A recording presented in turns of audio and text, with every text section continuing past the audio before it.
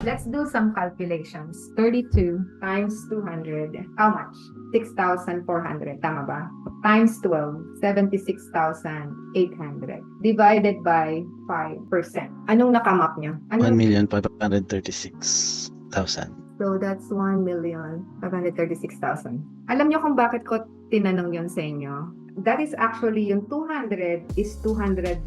Bibigyan ko lang kayo ng idea ng infinite return na tinatawag. Let's do this in 10 years time. Yung 200 dyan is the rent raised. Ibig sabihin, in the next 10 years, tataas ba ng $200 ang rent? Sa tingin nyo? Kasi nung nagsimula ako sa real estate, but that was 15 years ago, ang rent lang na pinag-uusapan namin noon was, I think sila Mike, when I met them at nung binili namin sila ng bahay, Mike, tama ba? Ang rent nyo noon is how much? Was it nasa 9? Like, what do you mean rent? Yung rent nyo doon? Sa apartment? Oh, well, how? Ano yun eh, maliit yun, Mel, kasi co-op siya. Okay. Dahil nasa 1,000 na rin. Pero Co-op pa yun Oo, 1,000 na rin. Okay. Oo. Yeah. So, pero ilang taon nga kayo doon, Mike? 3 years. 2 years on our own, tapos 1 year with yung sa grandfather ni Nina. Okay. So, nagsimula kayo ng magkano doon? 1,000 na. 1,000. Pero nung after 3 years, 1,000 pa rin ba? No, Who's been here renting before? Sila bro, bahay ang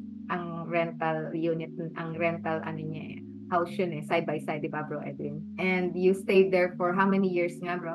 Yeah, parang nag-rent kami ng 3 years doon. Pero house yun na parang side by side ba yun? Or parang duplex or something. Magkano yung first rent niya tapos magkano nung kayo umalis? Yeah, malaki yun. Parang at that time we're renting at 1,400. Tapos I think nung after 2 years, mga 1,600. So less than 3 years, maas ng $200. So feasible siya mangyari, di ba? Oh yeah. Tinitingnan- Ang laki ng jump ng rentals ngayon. Exactly. Ngayon kasi ang naririnig kong rent sa mga newer facility, parang yung single bedroom na nila, ang pinakamura yata is 1,350 to 1,400. Single yon ah. Tapos pag 2 bedrooms, nasa 1,800 na. Yung sa Marshall Gate, if I may add, dati na we have a friend who's renting doon sa Marshall Gate, sa may McPhillips.